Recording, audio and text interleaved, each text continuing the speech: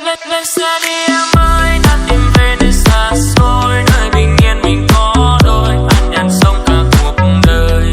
Tâm ta luôn thanh cao, không ganh đua nơi ồn ào, tâm lặng như dòng nước yên, quên lời danh quên muộn phiền.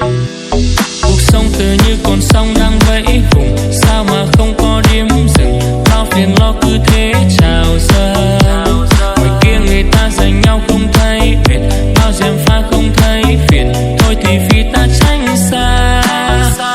Ôi cuộc sống mệt quá rời ta gạt tất cả để đi tìm cho mình yên bình sau thời gian ngủ mê. Ta cùng đi về nơi đồng quê cuộc sống há hê, cuộc sống cần tiền một cốc liều xanh và hai trái tim vàng.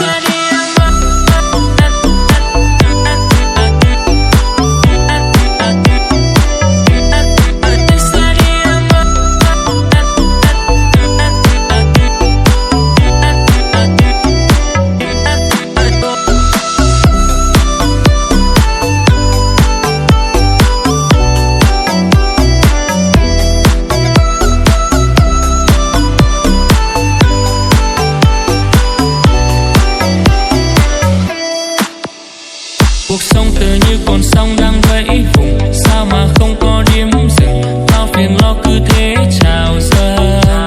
Ngoài kia người ta giành nhau không thấy mệt, bao gièm pha không thấy phiền, thôi thì vì ta tránh xa.